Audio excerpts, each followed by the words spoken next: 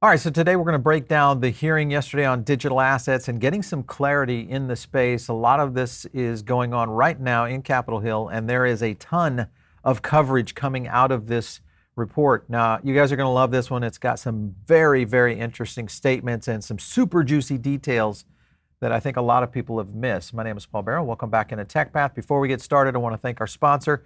And that, of course, is iTrust Capital. iTrust Capital is one of the experts out there in building a crypto IRA for yourself. So you can either do that through their platform if you want to start your first IRA, or maybe you already have one. You can actually roll over or actually transfer IRAs. So it's a very simple thing. All you have to do is go over to itrustcapital.com.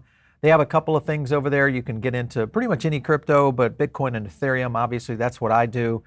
The other ones that you can go into are precious metals, gold, silver, etc. So all of that is self-trading with a very small fee, and there's no cost to join. So it's a very easy thing to do and get set up. You get a $100 funding reward if you join through our link down below. So make sure and check that one out. All right, so let's get into a little bit about the hearing that happened yesterday. This, of course, was the hearing on future digital assets, providing clarity for the digital asset ecosystem. I'm going to kind of jump into a couple of the witnesses that are there. You will notice a lot of these names, but Jeremy Allaire, of course, this co-founder and chair over at and CEO over at Circle, USDC.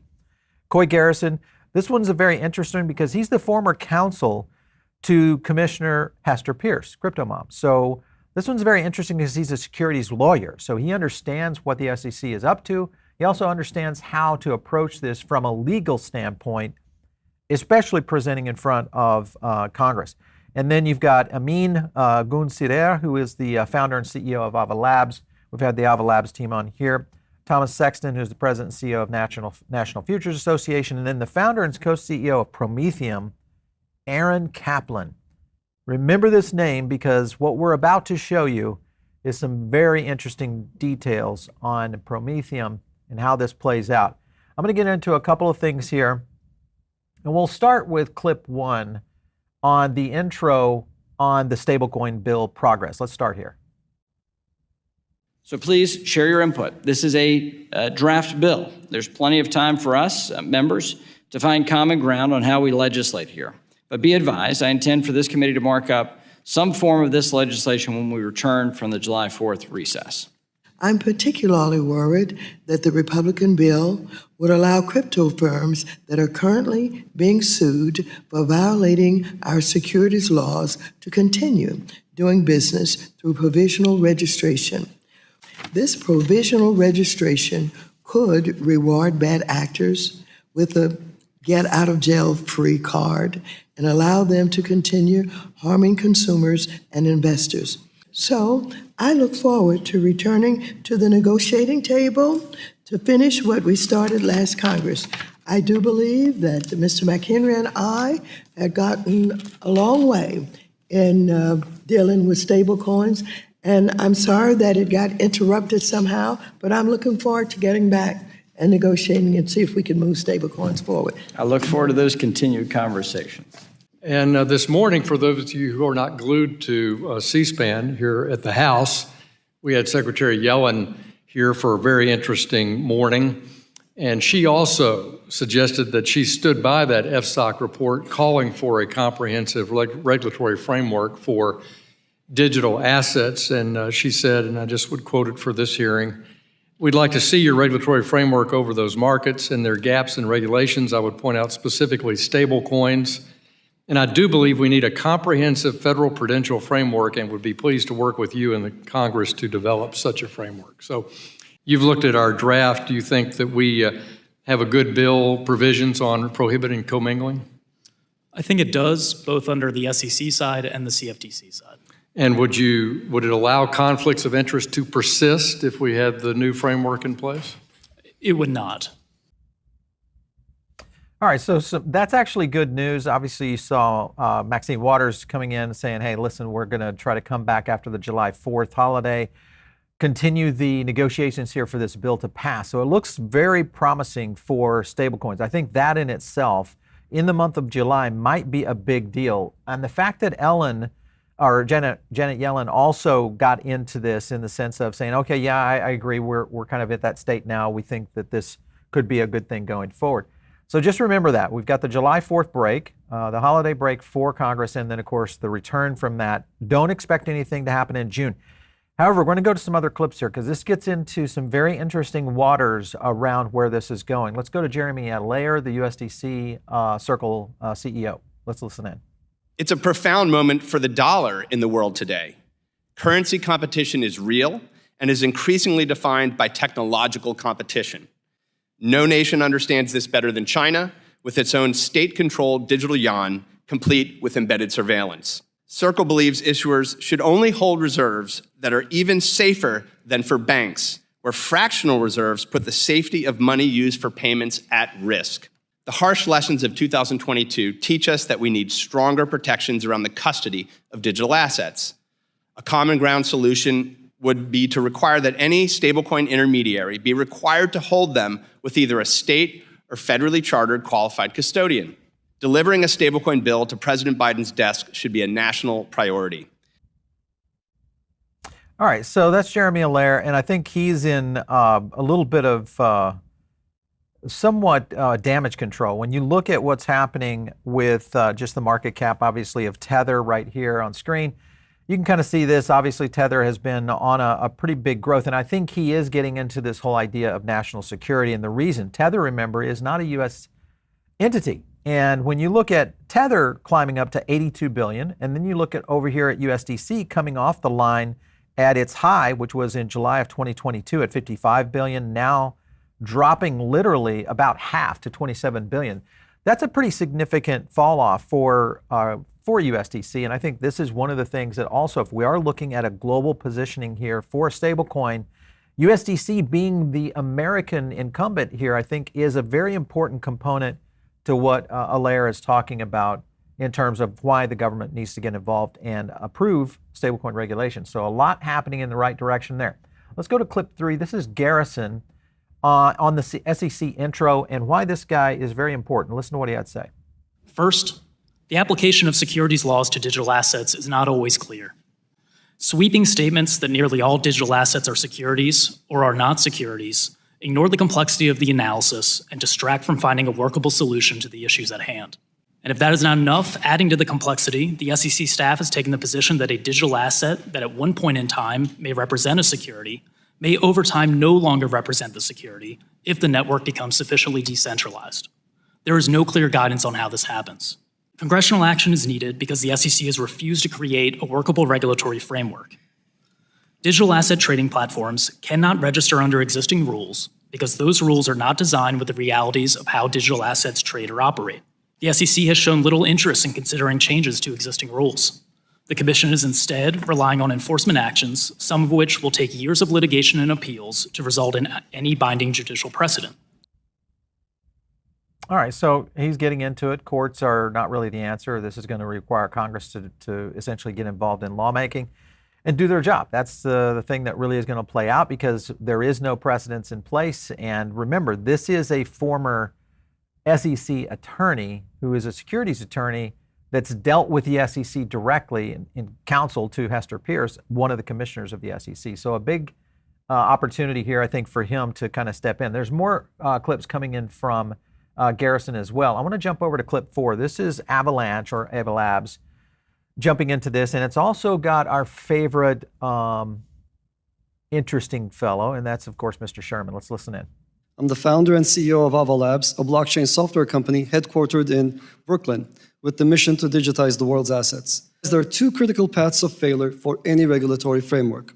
First, the blockchain platforms themselves should not become regulated at the protocol layer.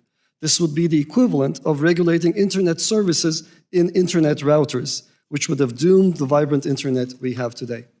Second, the tokens and smart contracts created with blockchains should not be lumped into homogeneous and incompatible categories. This would be the equivalent of regulating a social media application the same way we regulate a consumer healthcare application. Instead, tokens and smart contracts must be regulated based on their function and features. We're told that we need clarity. We have clarity. The SEC realizes it's a security, as Mr. Kaplan does as well. I've got a question for Avalanche Labs. attempts to highlight their use of technology to focus on innovation, but still peddles unregistered securities to retail investors. The Avalanche token went from a market cap of $40 billion to $4 billion. Has Avalabs sold unregistered Avalanche tokens or a future right to Avalanche tokens to raise capital? We complied with every regulation to the best of our abilities, and we are. Did you file a registration statement or not? I'm a technologist. I don't know the answer to that. I believe that we did not. Well, that would certainly surprise me. I mean, Taylor Swift turned down millions of dollars and responded to the community by saying crypto is an unregistered security, and she would turn down millions of dollars to be associated with it. Some people in this room are not willing to make that statement. All right, so I mean, there are some clear grilling points here on a lot of these tokens as it starts to line up. But again, getting into the right clarity for the SEC is the real question mark. That's why we're having all these hearings in the first place. But his statement, meaning Sherman's statement on Taylor Swift, this was the question that basically she was and he was referencing. And this is when Taylor Swift was approached by FTX, and she asked a simple question, which I thought was an excellent, well tuned in question. Most likely, she probably had someone on her staff who is invested in crypto and understands this. Can you tell me that these are not unregistered securities? That was the question that really stepped her away from it.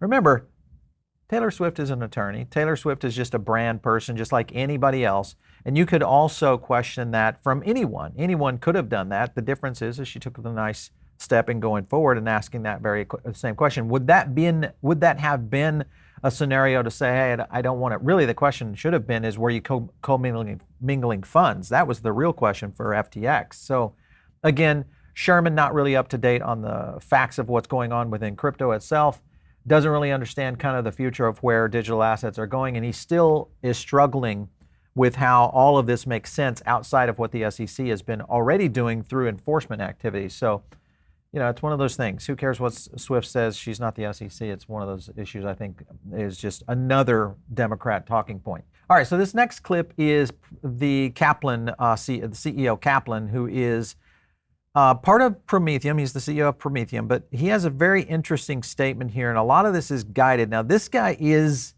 a plant. This is the shill for the SEC, without a doubt. I think you guys are going to be, and you can go to the website. I mean, you'll learn a little bit more about what they're doing over there. I actually talked about this a little bit on Twitter last week of watching this particular company. Let's go to this clip really quick. Prometheum and its subsidiaries are building a public marketing... Mr. Kaplan, if you'd pull your mic closer, be helpful. Prometheum and its subsidiaries are building a public market and custodial infrastructure for digital asset securities pursuant to the federal securities laws. The federal securities laws and oversight from the SEC and FINRA have proven to be the most effective system to protect investors, operate fair and orderly markets, and protect customers' funds and assets. There is a compliant path forward for crypto in the United States that the SEC has clearly laid out. Those who argue for new laws are simply not willing to comply with existing applicable securities laws and regulations. New legislation is not in the best interest of the investing public or the blockchain industry. Mr. Garrison, how many foreign regulators have proposed new regulatory frameworks for digital assets? You're looking at about half a dozen to a dozen. Okay, including Europe. Including Europe? Europe is far more advanced than we are. Okay. Yes. We see venture capitalists now deploying offices, American venture capital firms going there to seek to invest. Now, Mr. Garrison, in terms of the cost structure of potential action, enforcement action by the SEC, what does that look like for a firm? Hundreds of thousands of dollars and into the millions, depending on the charges. Okay. Mr. Garrison, if you have an innovator who wants to set up shop here in the United States, in the world of digital assets, how would you advise them? I tell them that the laws, the regulations are very uncertain. And often those conversations end with the entrepreneur deciding to either launch offshore or to drop the idea altogether. All right, so I think it's pretty clear. Obviously, you saw Garrison talk about this and his side of it. You also look at Kaplan reading his script.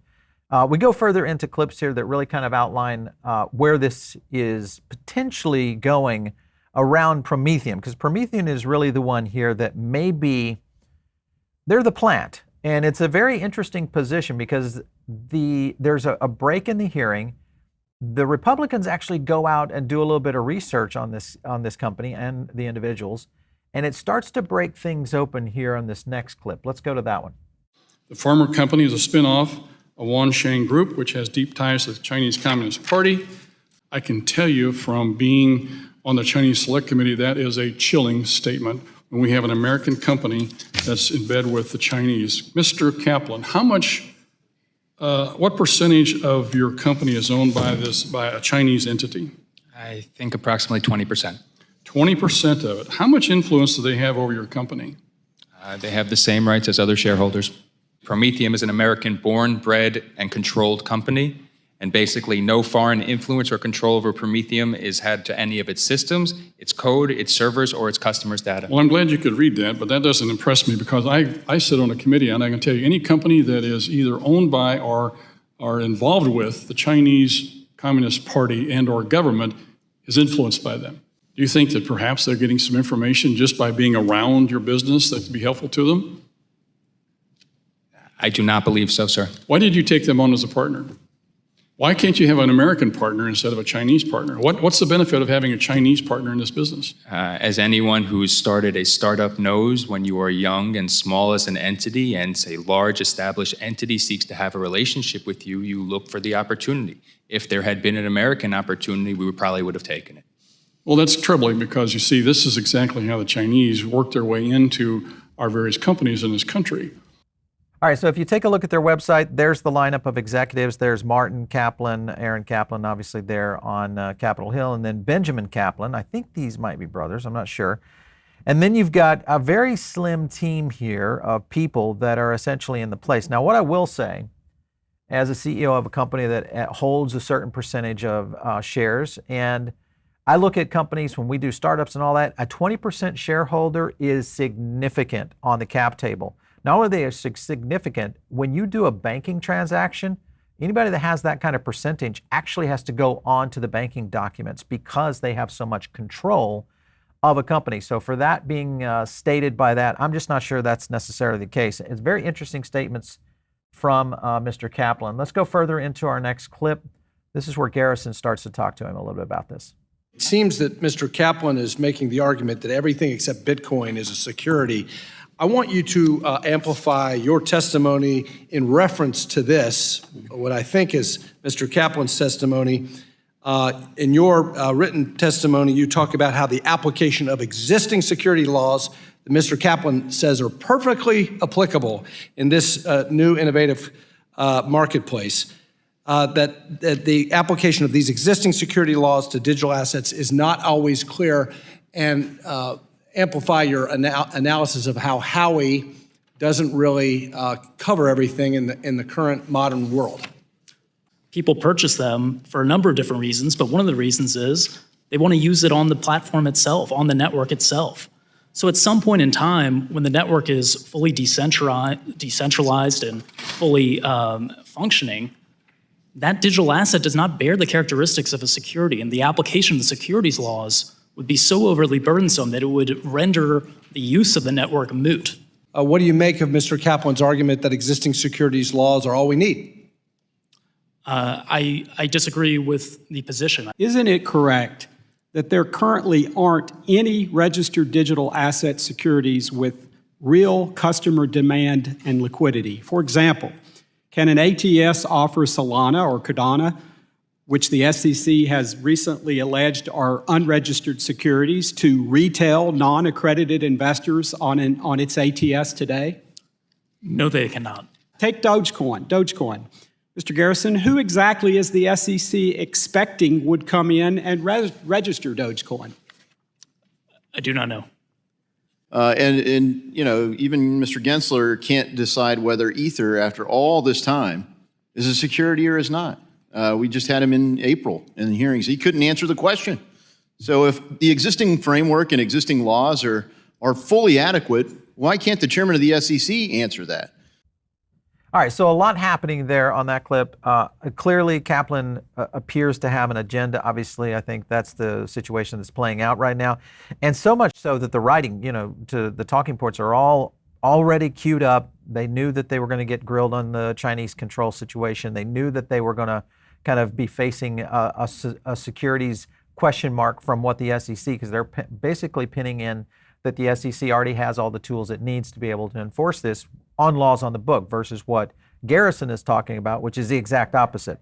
So if you look at Aaron's LinkedIn page, obviously their history has been in securities law and setting in the greater New York area. So again, this is Wall Street, and they're working with mostly Fortune 500 companies, hedge funds, et cetera, out there. So this is a very queued up point when you look back at the Prometheum management team, which is not really extensive, but somewhat family owned and operated, but also owned and commissioned by the Chinese People's Republic. So this is where I think it gets a little bit questioning. All right, so we're going to go into our 8th clip here, and this is Gensler kind of going back and forth on the whole situation. Take a look at what he had to say. Mr. Garrison, in 2021, SEC Chair Gensler said regarding the regulation of digital assets, quote, "There are some gaps in this space. We need additional congressional authorities to prevent transactions, products, and platforms from falling between regulatory cracks," close quote. He now says the securities laws are clear, that he doesn't need additional authority from Congress. Mr. Garrison, do you agree with Chair Gensler version 1, who we might call Dr. Jekyll, that he needs more authority from Congress to regulate crypto? Or do you agree with Chair Gensler version 2, Mr. Hyde, that the federal security laws are 100% clear and no relief is necessary to regulate digital asset securities and crypto platforms seeking to support them? I'm not sure that I agree with either version. I believe the SEC has authority to regulate digital assets that are sold pursuant to investment contracts in a clearer way than they have. But I do also disagree that the securities law's application to the sale of digital assets is certainly not clear. Who among us should get to decide the future of emerging technologies like crypto and blockchain? Should it be Chair Gary Gensler, an unelected bureaucrat who answers only to himself? Or should it be the United States Congress, whose members are elected by and therefore accountable to the people? And so, Mr. Allaire, do you believe, as I do, that an act of Congress would be the most democratic means by which to decide the future of digital assets? Thank you for the question, Congressman Torres. I do agree, and in fact, the Presidential Working Group specifically asked Congress to act urgently on this matter over a year and a half ago. And so I believe it's critical that Congress does take ball control here. You know, there are crypto companies like Circle that strive to be compliant with the law, and then there are crypto companies that seem intent on willfully evading the law. And yet Mr. Gensler appears to see no difference at all between the two. He treats them all as one and the same. His enforcement has been indiscriminate in nature. In an interview with the New York Magazine, Chair Gensler said that everything but Bitcoin is a security. Of the more than 200 listings on the Coinbase exchange, the SEC lawsuit only identifies 13 as unregistered securities. 13 out of more than 200 seems to contradict the Gensler doctrine that everything but Bitcoin is a security. Do you see a contradiction there? Yes. It would be nice to have clearer insights into what tokens, what digital assets the SEC believes are securities instead of seeing them piecemeal through enforcement actions. All right, so I think that's pretty clear in the sense that Gensler has been flip-flopping for quite some time, and I don't know that it would be the Jekyll-Hyde comparison versus something like a Mecha Godzilla. We'll take a look at, I think, when you think about just Gensler and his actions so far, to the point that they're getting at here is it's been very pinpointed, almost strategic in a way. So my question is always, who's pulling the strings and why certain assets and not others? Back to what Garrison was kind of representing. I want to jump over to our last clip. This is Kaplan pretty much getting annihilated. Listen to this one. I'd like to start by to read a question from a comment letter that Prometheum sent in response to the SEC's December 2020 Special Purpose Broker-Dealer Framework. Quote, "The definition of a digital asset security, as used in the proposal, is a digital asset that meets the definition of a security under the federal securities laws. This definition puts a burden on the industry to determine which digital assets are securities. As a result, we believe the clarity is needed to understand the regulatory framework they must comply with, end quote. That was in a letter dated April 26 from Prometheum, specifically signed by Benjamin S. Kaplan, co-CEO of the company. I offer this into the record without objection. What has changed between the date of this letter in 2021 and when your firm called for clarity and now? What has changed? Over the 2+ years since that time, there's been additional enforcement actions and statement by the SECs, which have clarified any questions that we had in regards to the designation of a digital asset as a security. Mr. Kaplan, Prometheum's website says that Prometheum ATS supports, quote, many tokens that mostly trade on crypto exchanges, end quote. I'd like to dig in on that just a little bit. Can Prometheum customers trade in Ether? If your answer is yes, please explain how. Not currently. Can Prometheum customers trade in Bitcoin? If your answer is yes, please explain how. No. Just for the audience at home's benefit, Ether and Bitcoin make up more than 60% of the digital asset market. Mr. Kaplan, given that either Ether and Bitcoin make up more than 60% of the digital asset market, if the current system is working, why can't your customers trade the most popular and widely used digital assets?